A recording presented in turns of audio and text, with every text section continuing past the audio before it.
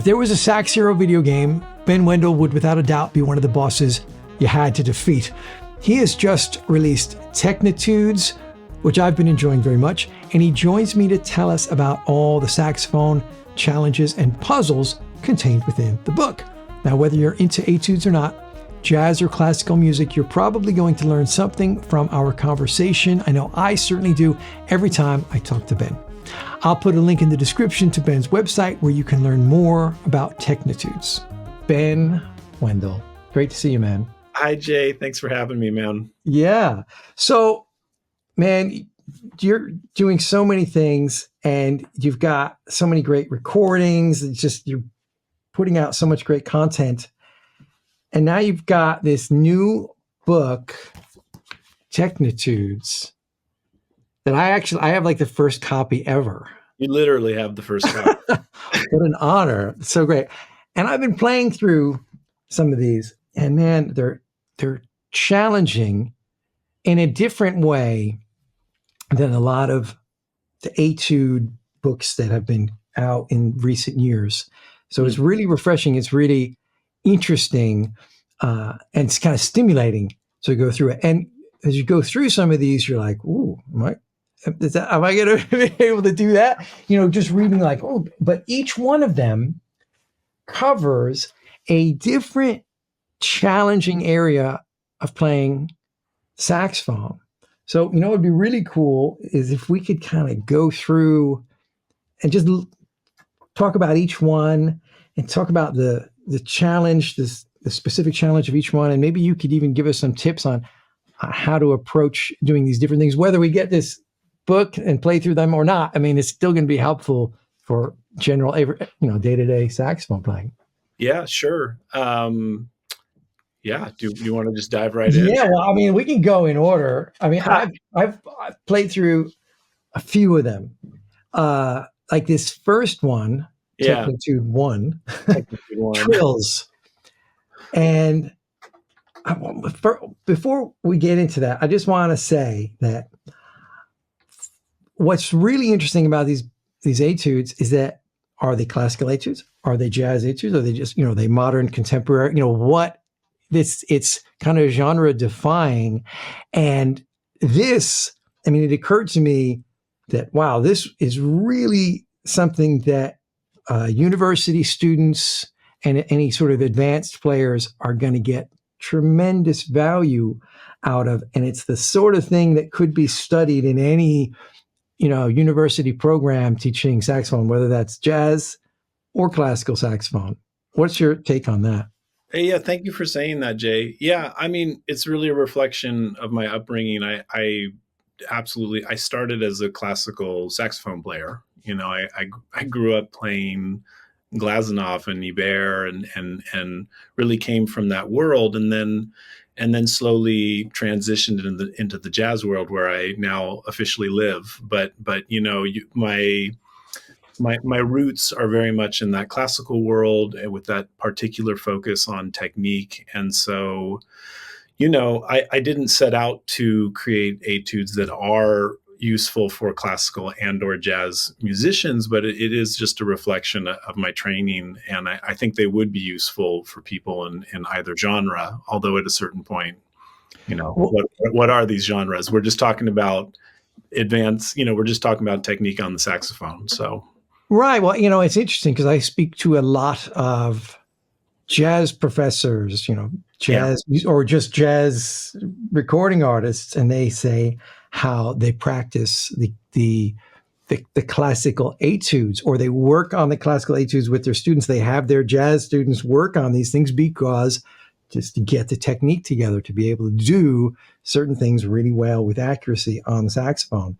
Yeah. So it's kind of interesting, the approach I think is spot on, and it's something that a lot of people are going to find really interesting because we love etudes.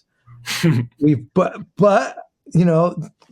instead of having them pigeonholed, these are jazz etudes. These are, why can't it be kind of anything?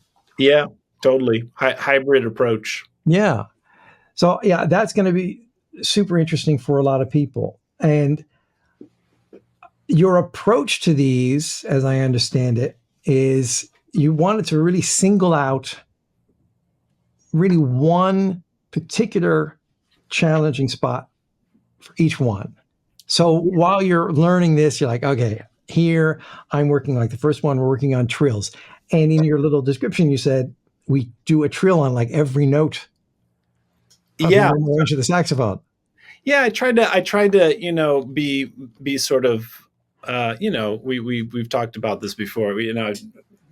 Approaching it with that sax nerd scientist mentality. So, that first Technitude is about trills. Well, I thought to myself, okay, well, over the course of those 2 pages, it would be great that while you're enjoying playing this composition, that you in fact have an opportunity to trill every single note on the normal range of the horn, so that it really kind of covers that idea. So that piece, over the course of the piece, yeah, it sneaks in a trill on literally every note.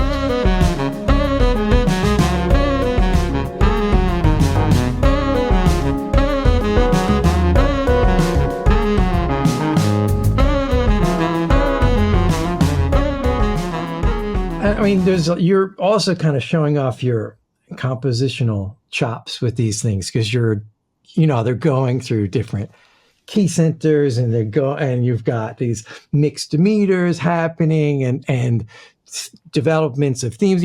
All of that stuff is also in these etudes. It's not just like let's play some trills. Yeah, that was kind of my hope. It's sort of like, oh, this is going to be a very bad metaphor, but it's like we need to eat our broccoli. Work on the fundamentals. So I tried to wrap the broccoli in bacon, basically. So bacon wrap that's broccoli. bacon wrapped broccoli. So it's just like yeah, it's the goal is really to work on these very specific, quirky challenges of the saxophone, but try and make it at least an enjoyable challenge and fun musically. So what do you find? I mean, I know what I find difficult about playing like this, but where do you find like the specific? Why is it important to practice these trills? That's a really good question. I mean, there's a lot of reasons to work on it. Trills are essentially hyper fast motions on the saxophone, and the thing about the saxophone is it's just, yeah, it's not symmetrical, it's not uniform. So I just find it really interesting. Specifically, when I talk about that etude, I also say that one of the challenges that you can do on that etude is you can do the trills as half steps or whole steps. And it's really, they bring different challenges when you're navigating. It makes it sound different too. Makes it sound different, but to me, I would say the overarching goal of a lot of these etudes, and something I'm always working on, is just how do we stay relaxed? How do we keep our hands relaxed? How do we not let our shoulders start to rock? How do we reduce tension as we work through really challenging music? Whether we're improvising or playing a piece. So, outside of the musical merit of a trill, I think it's actually just a great way to explore that idea of working through these very fast motions with our fingers on the horn. And are we keeping our fingers down? Are our hands relaxed? Is everything staying calm? So that, for me, when I was writing that piece, I was kind of thinking about those themes. Yeah, and then also whenever you're playing trills, especially when something is as rhythmically complex as that one is, there's the rhythm to deal with. The way I do it is first I play it with no trills, make sure I get the sound right. This is what it's supposed to sound like, and then it's so much easier to add the trill in without stumbling all over myself. Totally agreed. And there's sort of a limit to it too. I mean, in this piece that I wrote, I deliberately created little pauses between the moments where you trill, but that's also something really interesting. Like, I remember when I was in college practicing a ton, there were a couple moments where I almost started to have the warning signs of carpal tunnel and tendonitis. And, I think trills can be very dangerous in that way. Those are a really specific kind of repetitive motion. So it's really good to be able to work on them in a reasonable way and a paced way, Yeah. where you can really. Reminds me of the it reminds me of the, I think it's the Larry Teal Mhm, book where it's just practicing the trills. That mhm. was like the first thing I did when my teacher showed me that. Like, just you got to figure out how to play evenly, just two notes, with the Yeah. metronome. It's like, oh, okay, I'm mind blown. Like, yeah. So, Technitude one, Trills. That one's challenging. Is there a specific? Did you start with that one in the book because it's one of the easier ones, or I not think I necessarily? did. Honestly, I think I may have really written this book in order, and left to right. I was just thinking about these different themes. So yeah, maybe I started with. I personally, I don't know that I think it's easier. Well, I didn't play through all of them. I mean, but Yeah, I was like, I yeah, could play that one. So I'm like, okay. yeah, yeah. But yeah, no, I started there. I started because I thought, oh, that'd be kind of interesting to have a Hmm. piece that trills every note on the saxophone. Let me see if I can do that in a way that's musically interesting. Yeah. Well, it certainly is. Magnitude 2, low end leaps.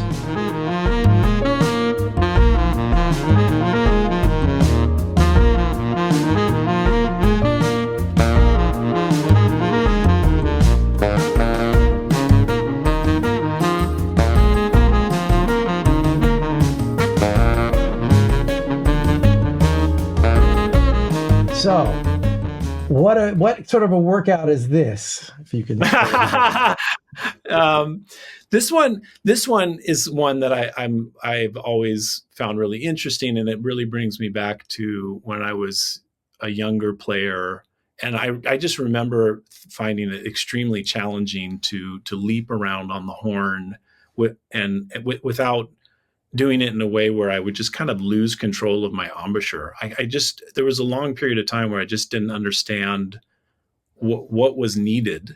I always thought that, okay, high notes need a lot of tension and support, and then the low notes you got to be kind of more open. And it was something that was a bit of a riddle to me. And then over time, I realized that, oh, wait a minute, what I mechanically need to do here is not that different over the range of the horn. It's more about focus of air. It's more about staying relaxed. So that etude is like an exploration of that idea. How can we stay relaxed as we leap around? So like I'll demonstrate. Oh yeah, please. Even if we were to do, this isn't from the etude, but this idea is explored. Like if we were to jump from low B to middle C sharp, right? For a lot of players, including myself, when I was younger, we might go, like we would really we would feel the emotional fear, like you got to get there, But over time, I realized, I mean, I realized, oh, I don't really have to prepare myself in any way. It's actually the physical difference in these ranges is very slight. It's very subtle, and so much less movement is required, Yeah. So that was like a big like aha moment for me. And so, yeah, I wanted to sort of express that idea through that piece and give an opportunity to essentially play 2 pages of that idea where the goal is like, let's just stay calm, let's have if you were to look at my face, there wouldn't be much struggle indicated in my face or embouchure. So when I was playing through this one earlier on alto, and I was like, now, is there if I'm, because you have backing tracks for these, right? Yeah. So I'm like, oh, but is it transposed? But no, it's just the same, because it's really about the notes. So alto or tenor, you're playing the same ink on the page. Totally. Because we're working on low C, low B, C sharp, low B flat. We're really working that area of the saxophone with the leaps going up to the higher notes. What I've always found, maybe you have a way to kind of get around that challenge. But what I found is, well, the reason like your earlier demonstration of a younger player, sort of, it's because we're usually putting too much pressure on the reed in the middle and upper range, so that when we go to play low, we have to contort ourselves to get this completely different embouchure in order to get a low note out, because it's a non-biting embouchure. So, totally. But what I find is if you get that relaxed embouchure and the air support to get the low notes out, and then, as you said, you're not making very much change at all when changing the range, that embouchure that gets you the low notes is really going to get you all the notes. Yeah, exactly. Yeah, and it's really it's the psychology of it, because for some people, I think including myself, like for some people, they in their mind they may think what gets me those low notes actually is essentially the same thing that will get me the high notes. For me, I don't know why, I sort of think in reverse a lot of the time, but I'm thinking about being relaxed on the high notes too.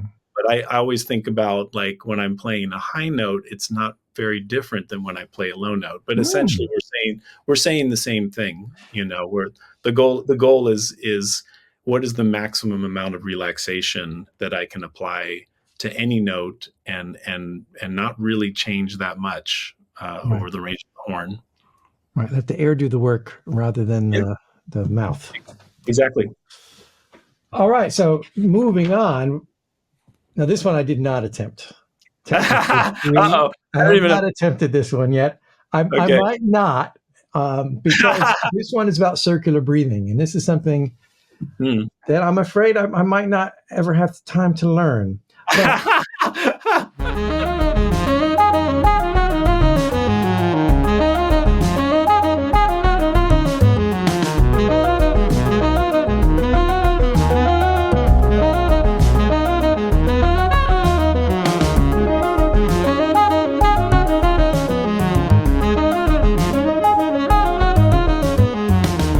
Tell us about number 3.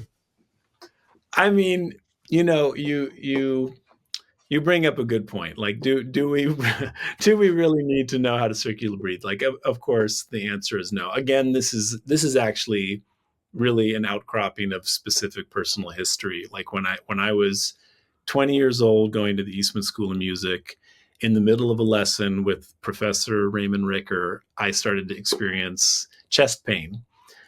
And we were like, what's going on? Next thing you know, I'm in the emergency room. I was having a lung collapse. And it's not life-threatening, but it happened. It happened to me. It's something that's common. It happened to my father. It's a genetic thing. But long story short, while I was recovering, I had severely reduced lung capacity, and I had to learn circular breathing just as a survival technique. So, it's actually served me really well. There are certain recordings that I love that technique. Yeah. There's a famous recording of Wynton Marsalis playing a piece where he circular breathes the whole piece until the very last note, and then he takes a big sarcastic breath, so. But as part of this, you have made lessons on circular breathing, right? Absolutely. And like that's going to be available as part of this this book. Yeah. And to answer your question, which I didn't, I come from the philosophy of, like, for example, slap tongue. I think it's an amazing technique. I never use it, but I love the idea of learning a technique just for the sheer challenge of learning it. And maybe along the way, you get things from it that help your playing, even if you don't use that specific technique. And I think circular breathing can be like that. It's a very specific challenge. It might make you think differently about airflow, about your embouchure, about your diaphragm, Of course. Again, about relaxation. So yeah, no, there's a very helpful specific video that I include for those that want to take that leap into that world. Okay, so moving on, Technitude number 4, overtone and alternate fingerings. I checked this one out.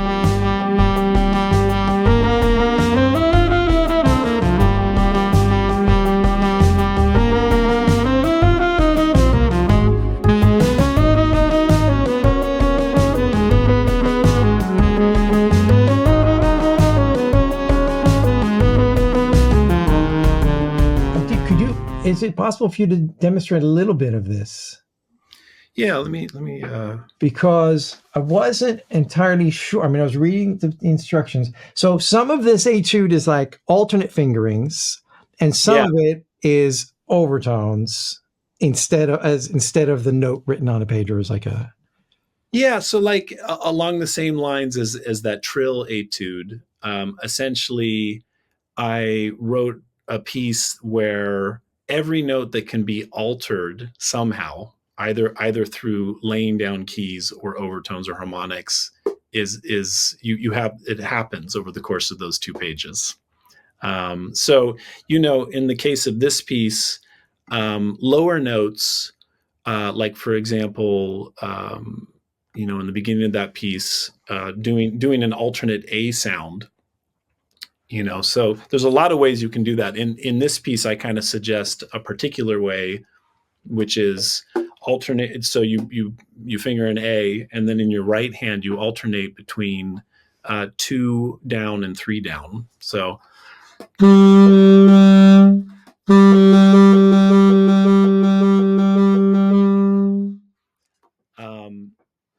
so everything that is from that A down requires sort of these odd applications of keys. So if I go down to an F, let's say, and while I'm playing that F, I actually lay down the low B flat in my left pinky. So basically, the Technitude has, in the lower range of the horn, it has all of these variations that involve getting that altered sound that way. And then above that note, starting in middle B flat all the way up, then everything requires overtones in some way or another. Right. So for example, yeah, when you have, like, let's say an F, yeah, top line of the staff, there's a normal F, and then we're going to do the alternate is going to be like playing low B flat and getting that overtone, that second overtone. Totally. You're talking about high F, like that one, or yeah, that one. Yeah, totally. That's what. Okay, I just want to make sure that I was understanding, I was doing it right. Yeah, totally. And then as you get higher and higher, so with that range of the horn, then yeah, you would have to use the second overtone. As you get higher and higher, the options start to open up a little bit. So, right. And that's like sort of the extreme fun challenge. What would I be doing for like the E flat? You like high E flat? Yeah, the like this top space E flat. This one? No, the one an octave beneath that. Yeah. So I'm playing side B flat or side B. Yeah, totally. Okay, all right. There was a few notes I wasn't quite sure. Okay, great. All right, so that one is covering kind of multiple ways to play the same note, or to like play a repeated note. It's usually a lot of it is playing a repeated note once the normal way, and then the next time with one of these alternate fingerings or an overtone. Okay, killer. All right, number 5, whole steps, fourths, and fifths.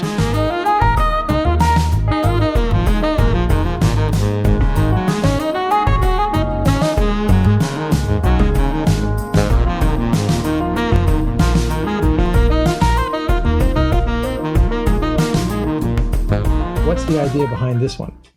This one, essentially, this one is more like I wanted to just explore the idea of having, let's say, an evenness of sound production throughout the horn, and it's kind of interesting to explore that idea through small intervals and then kind of larger intervals. That I think that's a challenge for all sax players, myself included, which is, how do you get how do you get the low range of the horn, middle range of the horn, upper range of the horn to kind of timbrally, dynamically feel connected. So that was kind of the goal of that piece. Right. All right. This one looks like it could be almost a circular breathing one too. Huh? Yeah, I did too. Yeah. Okay, Technitude 6 is short notes and big loops.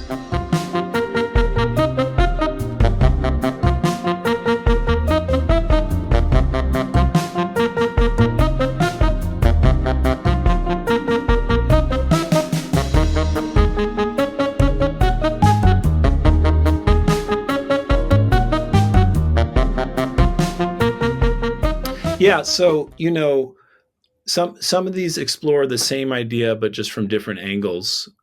So there's a lot of ways to explore that idea of doing large leaps and staying relaxed in the embouchure and in the body, and articulation is a huge part of that. So again, when I was doing that demonstration,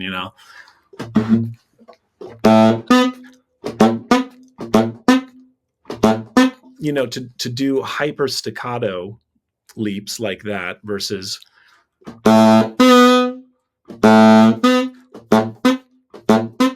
it really requires pretty different approaches in terms of the preparation of your air, where you place your tongue. And I just think that's a really interesting idea to explore, Yeah. So am I right? In the beginning, you were talking about the articulation. You didn't really give specific instructions exactly as far as the articulation. How is that meant to be approached here?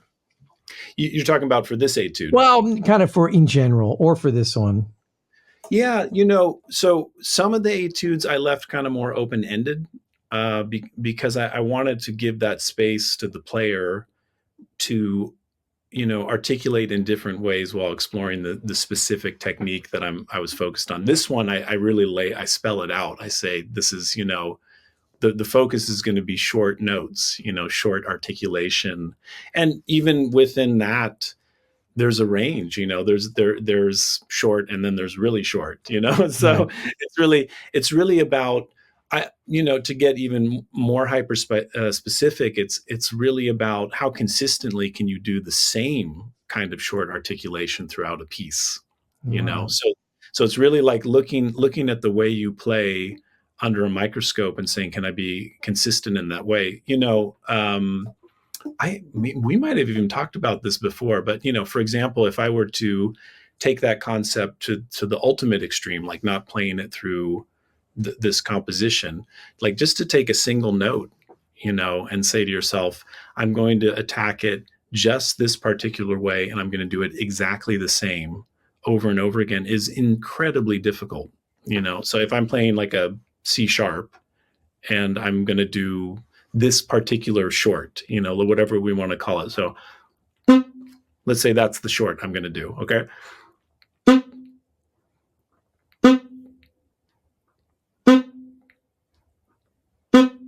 To just have it exactly the same each time, it's very difficult. And so those sounded pretty good to me. Thank you. now to take that idea and then actually do that over the course of a two-page piece that moves around and all this kind of stuff. That's kind of what I was thinking about. Yeah. Wow. This one has got some big leaps in it too. Like, tenths and more. Yeah. Oh, big leaps. Well, it's in the title. It should have some big leaps. Okay. Oh, now we're getting into the juicy stuff here. Number 7, Altissimo chords. You got to walk me through this.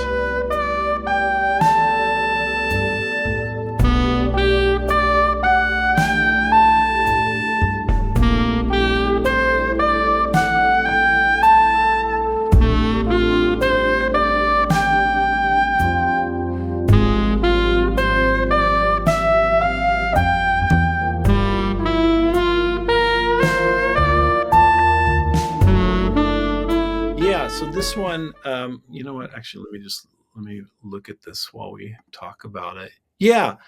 So this one, again, I'm just trying to explore like hyper specific issues that we run across on the saxophone. So even playing altissimo feels different when you go from low to high versus high to low. And I thought even that in itself is really challenging. Just that's a different feeling, right? So the first page of that etude is literally playing vertical chords that start in the normal range of the horn and very slowly get higher and higher into altissimo. So that has a certain kind of feeling where the voicing muscles and the focus of the air kind of focuses in as you go higher and higher. Now the second page of the book, it does the opposite. It starts high and goes down. So, again, full maximum sax nerd approaches here. I just wanted to, for myself, I just wanted to see what's the difference. How do I prepare when I'm going low, high, and then high, low? Because that's just, all of these pieces are meant to be essentially practice runs of what you might do in a real situation playing live, So, So what do you do? so yeah. So in the case of, well, that's interesting. Like you very kindly did an interview with me about my Altissimo book, and so it's a much longer answer, But watch that video. Make sure yeah, watch exactly, the video and get that book. Yeah, totally. But essentially, my personal experience of going from low to high is an increasingly specific focus of air, voicing muscles, and embouchure as it goes higher and higher, and the window that allows you to execute it gets smaller and smaller. So it's very critical. Going from low to high is, in my opinion, is a nice like kind of step ladder way to get to high notes. So by the time you get there, you kind of feel prepared. Starting high and going down is much harder. It's you have to start at the most critical, most error prone moment, and then relax down into notes that we hopefully all feel comfortable with, that are just built on the horn. So that's the challenge of that piece. Right. And do you have a specific, like, I'm just curious, like, is there something that going through your mind if you're on a high altissimo note and you've got to do some leaps down from there? Yeah. Is there anything specific that you're saying, if someone was having trouble doing that, what would you say to them? Yeah.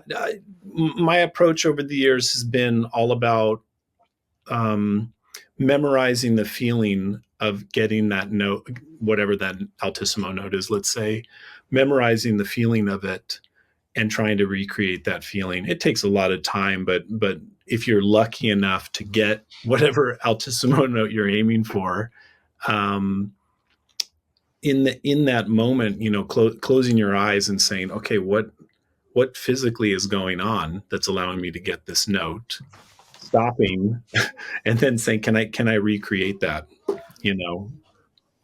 I have a question for you, Ben, that I'm Please. sure a lot of people want to know the answer to. Okay. How often do you miss an altissimo note that you're going for? I mean, all the time. In performance. I mean, quite a bit. There's so many other factors, right? Like, it's also a little bit about the reed and the humidity and what's going on at that moment. It's very common. I don't know that this is helpful for your viewers. I'm sure it is.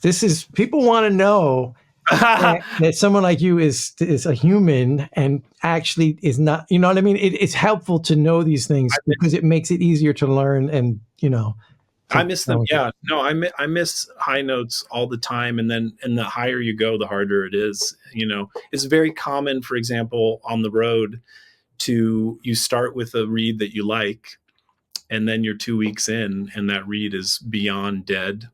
It started out of the box as a 3, but by the end it's technically functioning like a 2. And the reality is, slowly but surely, those higher notes, they become less and less accessible, as the reed weakens and weakens and weakens, so it's a little case to case. It's it's also about, live, can you hear yourself, because if you're blasting through the horn beyond physically where you should comfortably, then you're also going to just increase the chances of not getting those notes.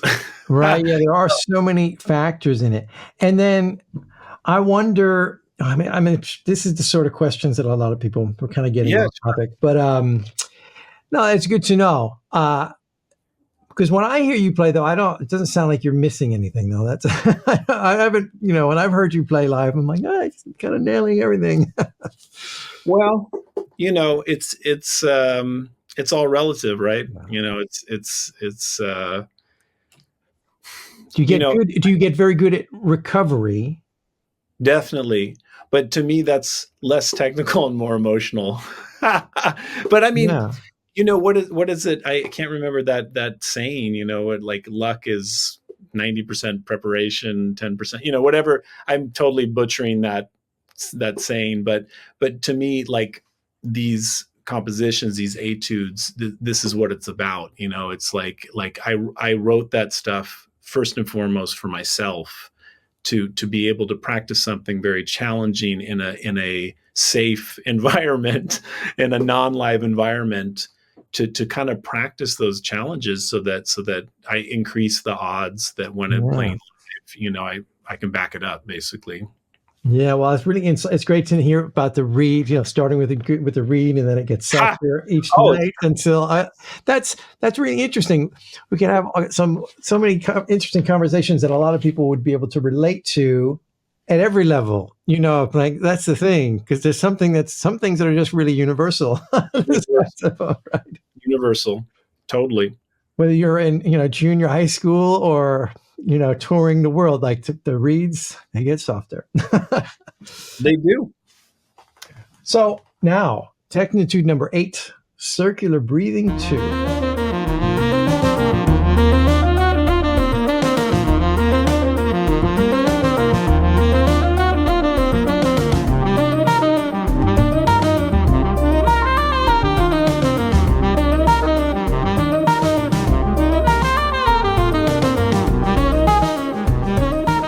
So is this just, you love circular breathing? It gets 2 etudes. Yeah. I mean, actually, technically, so it's funny that you're bringing this up, because it's, again, right. Not everybody is going to circular breathe. It's interesting. I when I was proof checking these etudes just for, literal note issues or things that were unclear, I sent this to a few advanced college players, and of the 3 I sent it to, one of them doesn't circular breathe, and it was interesting to get his feedback, because he said, well, I don't circular breathe, but this was still really challenging and fun. So, it's well, that was going to be my question. I was like, do you have to circular breathe to play these two? No, you don't have to do it. That's just the specific exploration of that technique. And so what I noticed about that, just like I'm always trying to think about, when you're looking at a technique, there's so many ways to attack it. Like how we were talking about the going from low to high and its connection to articulation. With circular breathing, it's interesting how even if you just change the meter and the grouping of the notes, that it affects the feeling of circular breathing. So honestly, I just wrote another one because I wanted to explore a variation of that technique and make it feel challenging in a different way.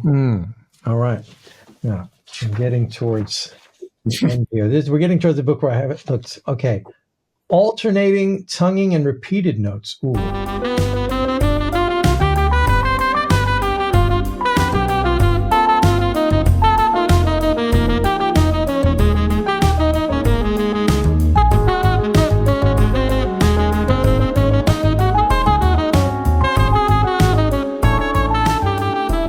This one is specifically about single tonguing. Like this is really about, it kind of comes out of the more when I was getting started and more in the classical world. Like there was a really cool strategy that my teacher gave me when I was having trouble articulating something and getting it to line up with my fingers. She would often say, "Okay, let's pretend that that whole phrase is not where you think. Let's displace it by an eighth note."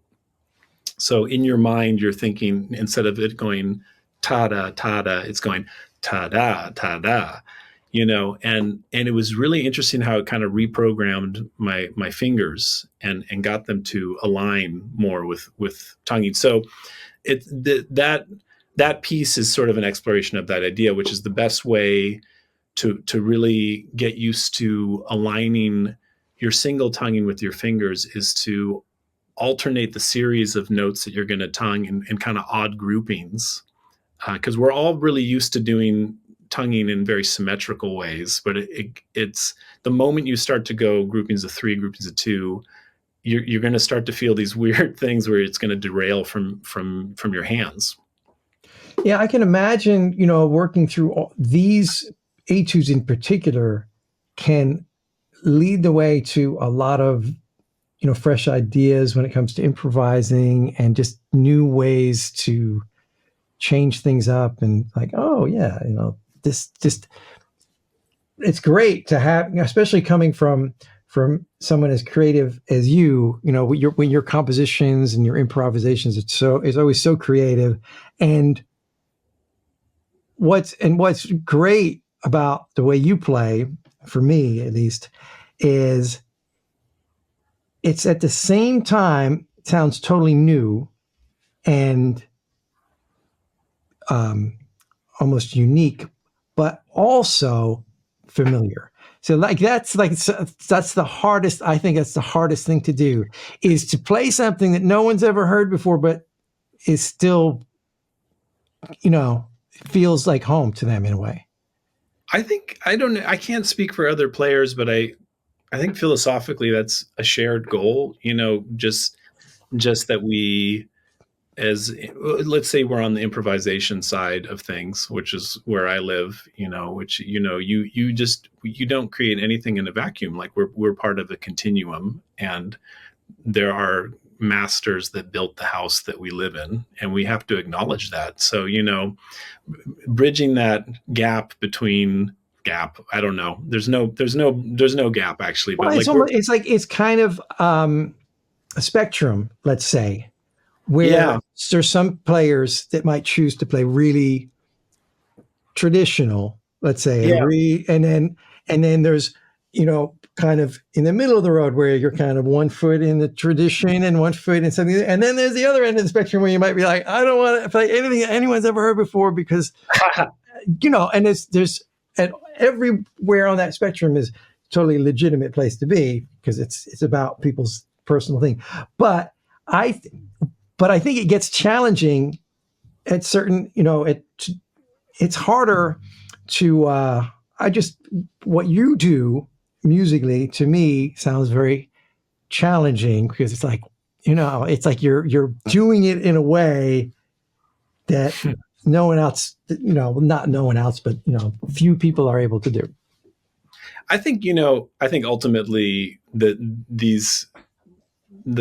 goal with this music is just to be yourself as much as possible. There's that famous Thelonious Monk quote, a genius is the person that sounds most like himself, and I think that's the ultimate goal. And maybe, the thing that is most an expression of who you are is, like you said, to play in an extremely traditional way, whatever that means, or it's to play in a way that doesn't sound like that at all, but ultimately, if it's done in a way that's highly personal and highly developed, it's going to have a sound, So, I mean, along that note, to just bring it back to this book, like the one thing for me that I think about a lot and that I do try and incorporate into how I work is like, I do really want to bridge that gap between what we call practice and what we call playing. I don't want there to be this divide. So yeah, like ultimately when I write these pieces, part of the reason I'm trying to make them musical and not just technical is that I want them to be, springboards for ideas and language that one might actually use as an improviser, Yeah. and not make it feel like, well, what I do in the practice room is wholly separate from what I do on the stage. Yeah, so this one's got some, I mean, they all got some really cool ideas to explore. Okay, and then there's 10, right? So this is the last one, Altissimo pentatonics.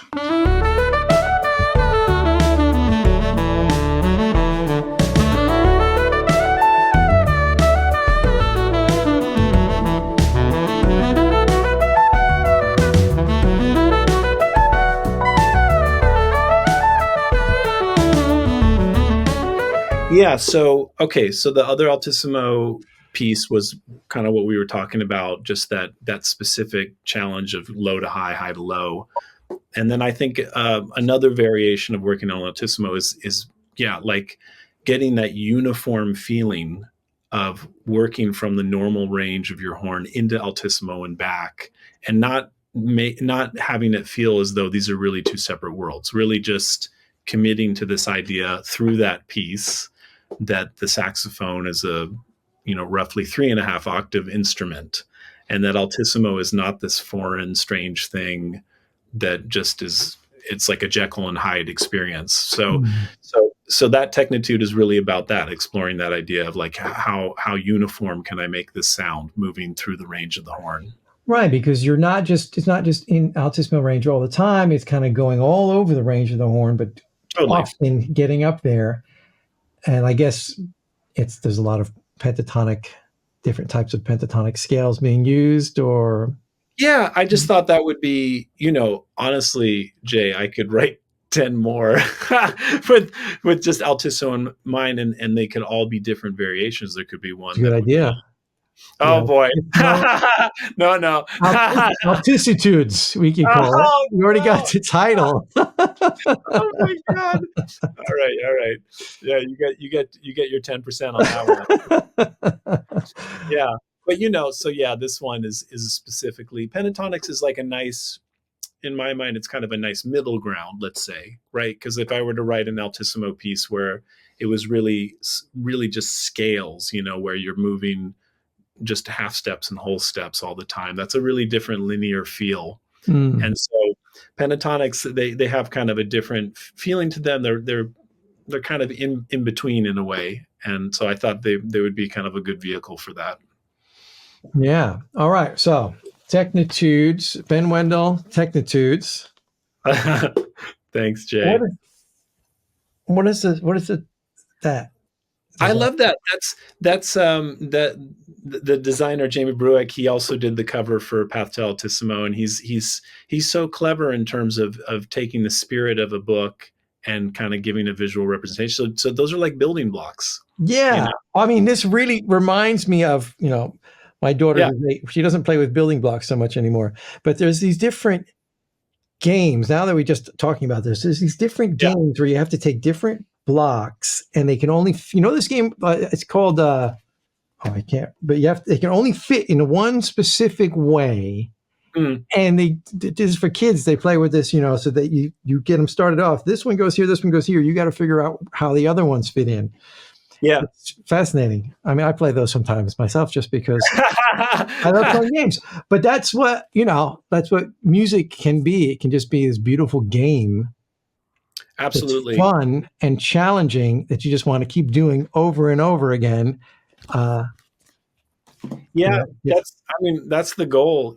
How can we stay in that child mind? How can this be a game for life and continually be interesting? How can the journey be interesting? So, that cover, it's all about, it's all about just like, how can we make fundamentals, feel like you're in the sandbox, and just been playing around. Okay, man. Well, thank you so much for taking us through everything. There's links in the description of this video for where everyone can purchase this book and learn all this stuff. And until next time, man, thank you so much. Thank you so much, Jay. As always, thanks for having me, man.